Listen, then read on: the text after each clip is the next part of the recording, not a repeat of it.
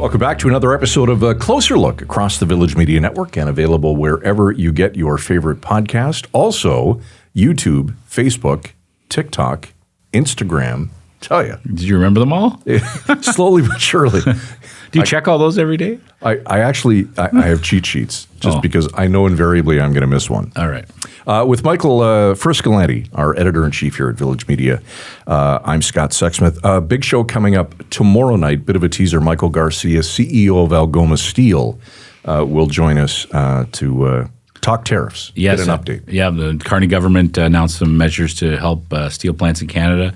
Largely well received by Canadian steel producers. Yep. We're going to get into the details of what those are and to hear some reaction from the man who's running one of Canada's independent steel makers. Absolutely. Also in the news today, the Canadian Industrial Relations Board has announced that Cup W employees under Canada Post will be going to their polls to vote on the company's or the corporation's latest and final contract offer. That starts Monday. And this is from the same dispute that's been going on for almost a year. Man, it seems like it's never ending. But here's what the corporation is saying, that in June they were losing $10 million a day. That's insane. That is insane.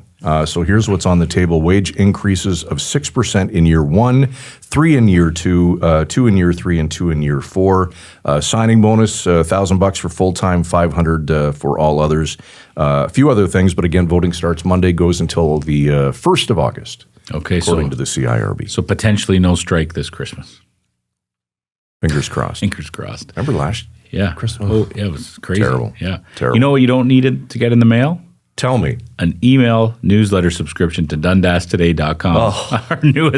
Our newest local news site launched yesterday. We talked about it on the show. It really hit with a splash. It was a great launch. Lots of excitement in the community of Dundas. Fantastic stories by Brenda Jeffries and her team. It's exciting. I mean, we plan these things for a while. They're in the works, and we know they're coming. We tease to the people there. The site's coming, and then when you actually flip the switch and it shows up, it's pretty amazing. Yep. And I get to work on the welcome stories. You know, letting people know who we are, what we do, and it's nice to read the comments. There's some people basically the comments have been, you know, we've needed this for a long time. We need to have some reputable local news in our community, and we're really excited to have this. So I think it's great. Number 27. I wonder if we'll ever get to 30. Oh. There's a tease. Now they'll want us to do it tomorrow now because I said that. That's right. Jeff would be like, let's go. Let's go. Let's do it. All right, DundasToday.com. And by the way, we had a few viewers reach out with some feedback on the show last night. So we thank them and welcome them to the Village family. Okay, summer camps. Did you go as a kid? I didn't go to summer camps per se, like not the sleepaway camps. Right. Although some friends of mine did. I was more my parents were great at doing the library programs, you know, the reading clubs and that kind of stuff. Yeah. And we were talking about this before we went on. We had like soupies. I don't know if that's a Hamilton thing but like, you know, the city young kids, like teenagers who would be employed by the city, go to all the parks, be deployed, and then kids show up and they would run activities all day. So you, as a parent, you knew that if your kid was at the neighborhood park, there was a city worker there. You had some supervision. Talking about that. So we're going to be talking to a professor from Brock University who's kind of an expert on the benefits of camps and summer programs for kids, but also how there's a big gap between families with lower income trying to get access to these camps. Which is, I think, one of the questions we have is it's kind of always been like that, but kind of what programs are in place. And just, I think, to talk a little bit about how it's even more of a challenge to get kids doing outdoor activities, right? You and I would have done it naturally. We're outside every minute of the summer, right? Totally. And I don't know if there's any research to back this up, but it sure doesn't feel like that now. If you're out and about, I don't see a lot of kids on bikes. I don't see kids playing at the park. No. It's just not something we see. So we're going to talk to Erin Sharpe about that as well today. And when was it time to come home? When the streetlights came on. Or if you were hungry, or if you needed a glass of water, you'd run in the house and then run back out. You know, I know we always wax, you know, nostalgia, right? We think about, it was so much better when I was a kid, but there was something great about that, right? I mean, you woke up, you went outside, you knew which kids were going to be outside. It was all the kids in your neighborhood, and there were tons of kids in the neighborhood, right? And it was just a different way, and I don't see that today, but maybe I'm missing something. Maybe there's something better about that. I don't know. I don't think so, but maybe we are. All right, let's find out. Erin Sharpe, an associate professor of recreation and leisure studies at Brock University, joins us tonight on Closer Look. Professor, thanks for joining us. We appreciate your time this evening. Oh, thank you for the invitation. All right. We are smack in the middle of summer camp season, whether it's day camps around the city or sleepaway camps away from home. Let's start with the obvious question, Professor. Why is it so beneficial for kids to participate in summer camps? Well, I'm a lifelong summer camp person. I grew up going to summer camp, so I know I can speak from my personal experience. But I mean, in general, there's just opportunities for kids to learn so many different kinds of things, not just, learning about how to do different activities, which is important, but, often summer camp involves kids learning about how to work with other people, learning about how to kind of be themselves in a group or advocate for things for themselves in a group. They get modeled on how to be a leader. So a lot of kind of life skills get learned at camp, as well as they're just really fun places. There's sometimes something about camps that are kind of they're a little bit really playful environments, and kids get to just have fun and be themselves in a way that, maybe at home they can't, there's parents are there, and at school they can't because they have to be focused on, a learning test. They it's a little bit of a freer environment that way for kids to just kind of explore who they are. For sure. Let's do a little bit of a plug. Which camp did you go to? Well, I went to YMCA camps in Ontario. So my childhood camp was Wanakita, which is a Hamilton. Okay, that's hilarious. So I have two of my closest friends went to Camp Wanakita, and I'm not gonna name them on the show because you'll say they were the biggest jerks at camp. So but after we finish, I'll tell you who they were. And I bet you'll know them. 100%. I won't ask how old you are, but I bet you'll know them. Right. To put you on the spot even more, you talk about the benefits. When you look back, what was your fondest memory of being at Camp Wanakita? What was it about that experience? When you think about who you are today, and you look back, what was the most important thing? Well, I mean, I'm a professor of recreation and leisure studies. It was very influential. That's right. My dream growing up was to be a camp director, and that's what led me into. Well, I was in phys ed, and then that's what led me into the field I'm in.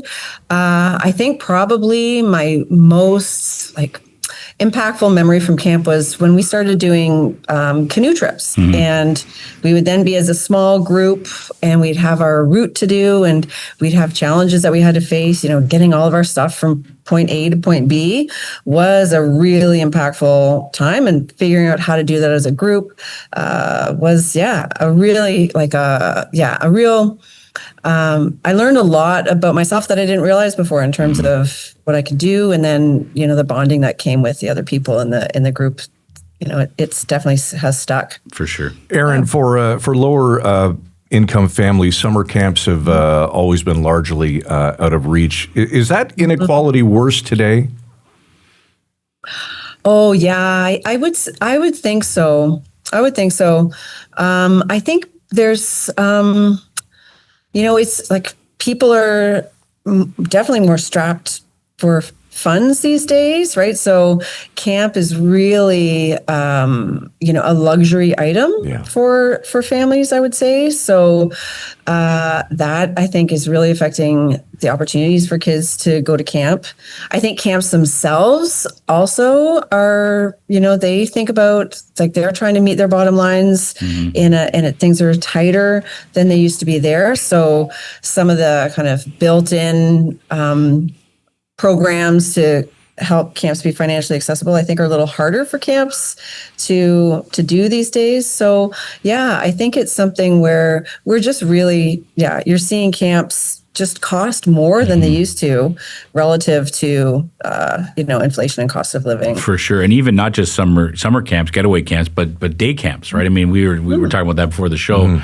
Day camps, you're looking at $300 a week just to send your kid to a gymnastics camp, for example, which is beyond a lot of people's reach. In the research you've done and your knowledge of this, what kind of supports are available and accessible for a family who might not be able to do it on their own, but is looking to send their kid, say, to a week-long day camp? Right. Well, definitely there are supports available, subsidies available to families living on low income that might come through their city or their region.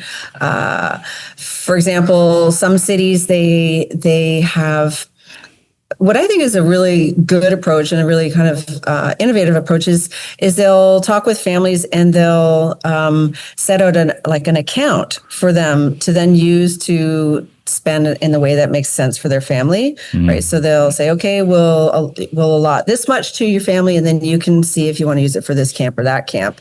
So the family sort of gets that choice that makes sense for them about how to spend it.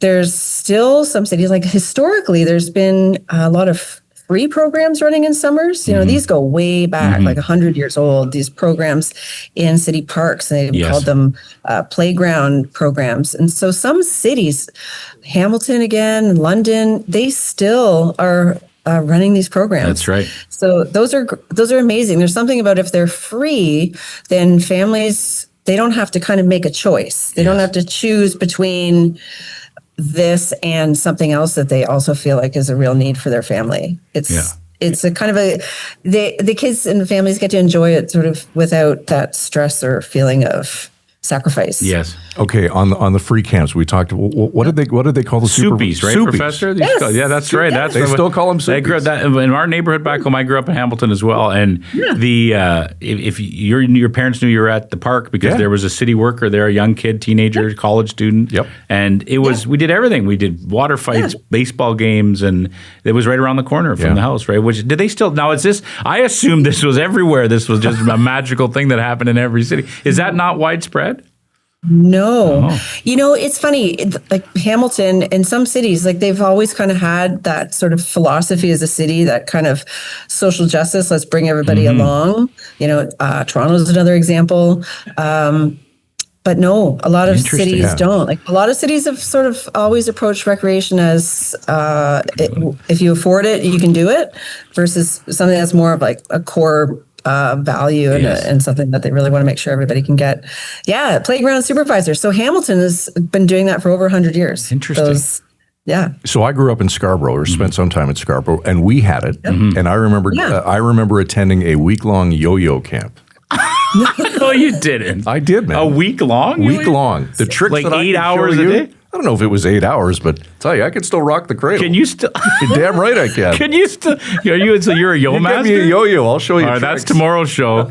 Scott Sexsmith doing yo-yo tricks. A core memory right there. That's amazing. That is, And that's like 40 years ago. yeah, that is wow. So, but it shows the value of these kind of programs, right, Professor? We're all talking about them, and they're still part of what we remember from our childhood summers is to have that. Yeah. I feel silly that I assumed that was in most municipalities, but it's not. No. And I would say some municipalities, the approach they take also, I would say, doesn't work as well. You know, for example, sometimes you'll see cities where they offer a discount. Like they'll say, okay, we'll give you 50% off if you qualify. And again, that's still just financially out of reach. You know, 50% off is still 50%. So even though it seems like a big discount, and you see this in other things too, like transit and, other sorts of city services, it's just not enough. So there's something about free programming that is really like, it does the job of making recreation accessible. For sure. Well, more importantly, I appreciate you confirming that Hamilton's the best city to grow up in. That's a good thing to know. Also to plug the fact that we just launched a new site in Dundas this week, ProfessorDundastoday.com, which is part of Hamilton. Right. So it's an all Hamilton show. So congrats everybody there. Let's shift away from camps a little bit just to talk about outdoor play in general. Again, another thing we were talking about before we came on the show. Soupies or no soupies, kids still played outside when I was a kid. It was, we woke up, went outside, we were there all day, all night, till it was dark with the street lights came on. Yep. Neighborhood kids, there were lots of them, and that's what we did.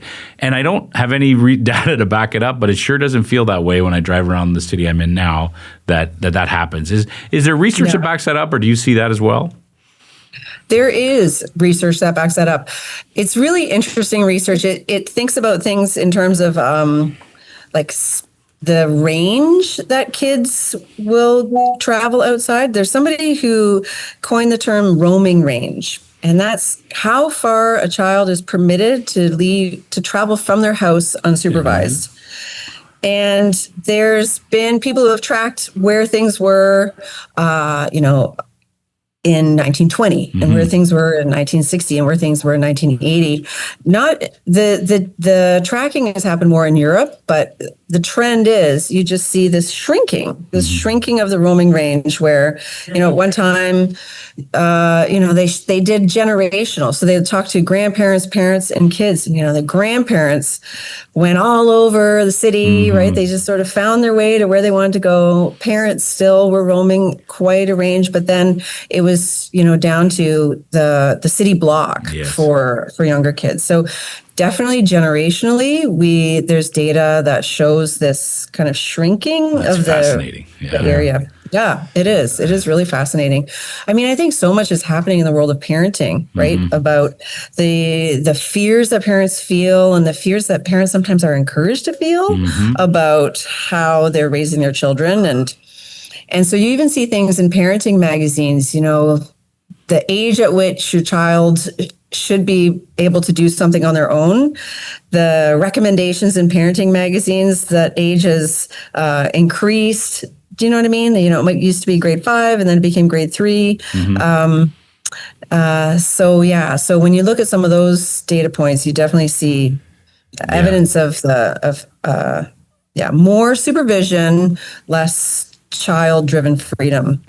So, Professor, to Frisco's point about there being less kids out playing, getting fresh air, doing that kind of a thing, what kind of an impact do you think that cell phones and social media has on that?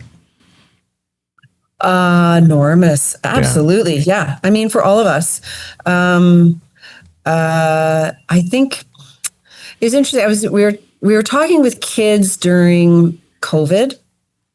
And I think one thing, though, about COVID is that people started to recognize in a new way the value of getting outside as a mental health refresher, as a way to get, remember during COVID, kids were going to school and they were on their computers or on their screens or on their phones 24/7.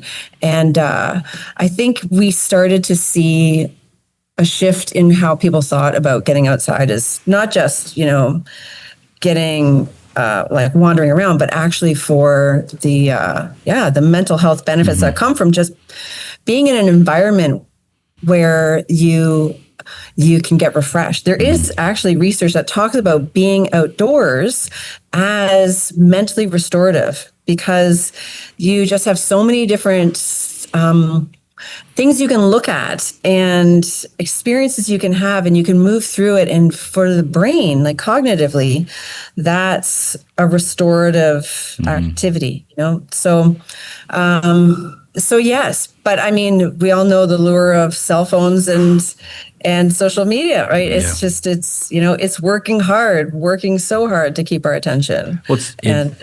Sorry, I cut you off. It's interesting what you were saying too about the way parents have been almost influenced the way they parent today. This sense of fear that you can't leave your kid further than 10 feet away from you. Unattended. It's interesting, right?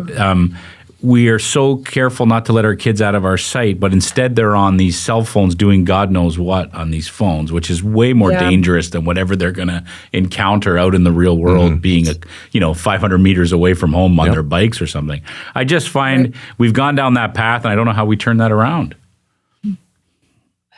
How do you turn that around? Well, I think one of the things I'm trying to do is help us really listen to kids a little more, help us really hear from a kid's perspective what the experience is like to be outside on their own without supervision. What does it, I think, if we really listen to the joy it brings kids, the excitement, what they learn about their environment or what they learn about themselves, then I think that shifts the conversation a bit. It's not so much trying to prevent your kids from going outside because of fears. You might start to think, gosh, if I keep them inside, I'm preventing them from having all of this joy and enrichment in their life. Yes. So that's one thing that that's my way into this, is trying to gather more stories of kids. I send research assistants following kids around on their bikes and, see what they do and hear what they do and talk with them about what those experiences mean to them. And then, sharing that back with with parents and families is a way to just, I guess, like kind of interrupt that fear-based conversation. Maybe that's why they're so afraid, because you have all your research assistants following them around on their bike. That's not creepy at all. They're there. They know they're there. Okay, that was really my question, just to make sure you give them a heads up if you fall. No, that's amazing. Well, it'd be great if you keep in touch with us on the research that you're doing and what you find out. Is there anything we didn't ask you today, Professor, you wanted to get across?